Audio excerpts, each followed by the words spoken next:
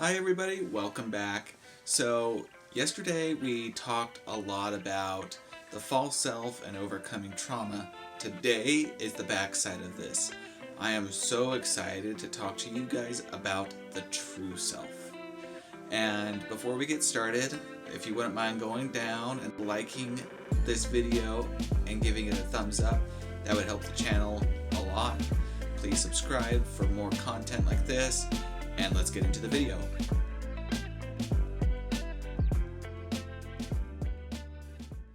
So today we're doing it a little bit different.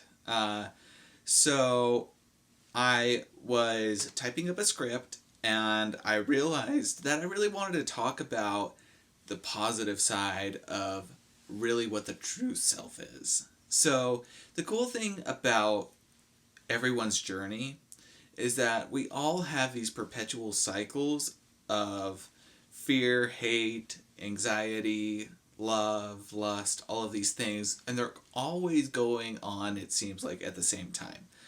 And the cool thing about the true self is not just self-identity or self-expression. Those are components of it. Where true power comes in finding the true self is understanding people around you and the environment you're in.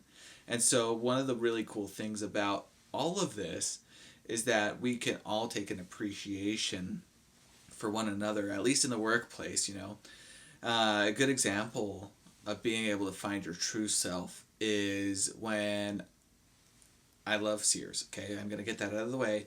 I know they're not really around much anymore. So when I was done selling cars, I decided to do door-to-door sales. Door-to-door sales kind of flopped, and I did some house flipping with my family. That was absolutely a blast. And I got a little bit of control, right? I got to do the things I wanted to do.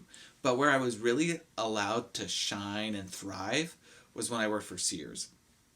The cool thing about Sears that a lot of people don't know is that they had so many programs for their employees and what they could and could not do. So a good example of this would be they had a program where they would pay for most of your schooling. And as I was going out and doing my thing, I was debating whether or not to go back to school, and I worked with some really great people. Some people were working part-time where they were going to school. It was an absolutely marvelous place to be at the time. Well, the manager over Hardlines, I called him Steve. I'm pretty sure he was called Steve. I can't remember. Anyway, Steve was cool because he wasn't just here to work. He wasn't there just to do a task. He was very forward thinking, and he wanted people to go out there and do their best, come up with new ideas, and find ways to bring everybody together.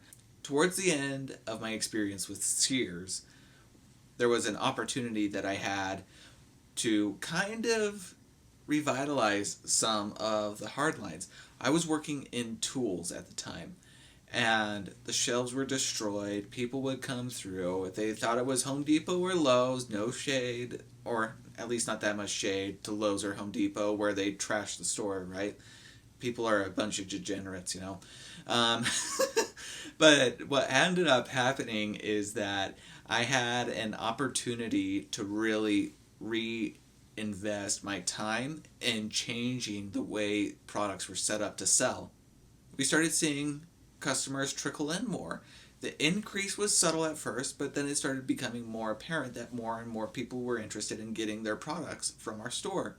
It did cause some conflicts of interest once Sears sold Craftsman, and so we had to go through a lot of growing pains there. The amazing part about all of this is that we could all, at the end of the day, come together, see what we needed to do better the next day, and help each other improve. There was an experience I had with the general manager of that store, and his name is Adam. Fantastic guy. Couldn't have asked for a better boss at that time. He was very encouraging and optimistic. People were seeing the headlines, Sears is losing money, Sears is closing another 50, another 20 stores. We didn't get the notice yet, so we were still safe. but he was always so optimistic, and he would show up to work and be like, I owe a lot of my career to Sears, and I want to help people find a career here. And he had a lot of faith in me. And because of that faith, I had a lot of freedom to do what I wanted to do or felt like could benefit our store. And there were some amazing things that happened. I finally got a little bit of willpower to do more things. I got a little bit more courage. I ended up being a little braver.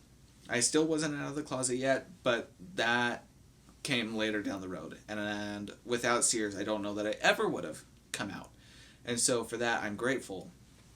Regardless, is that stepping stone was so huge for me, because Sears, although I was only employed at Sears for about 6 months, those 6 months really shaped my future and the person I turned into.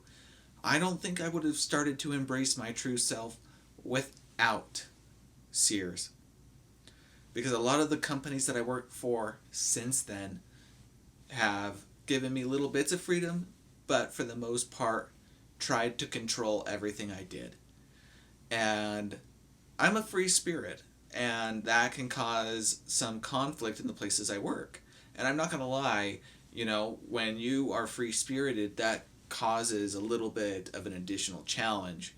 However, that is no excuse for companies to take advantage of their workers, nor is it an excuse for the companies to take advantage of people and treat them like garbage. When we come together as workers, as a whole, we really find our strength in numbers. And so I think it's imperative that if you're going to find your true self and what you believe in, you really need to embrace that self-love, that care, that compassion, and you'll find yourself in a happier place. As mentioned earlier, please like and subscribe. There's going to be some more awesome content coming next week. And until next time, this has been my Coffee Corner, and I'll catch you on the next one.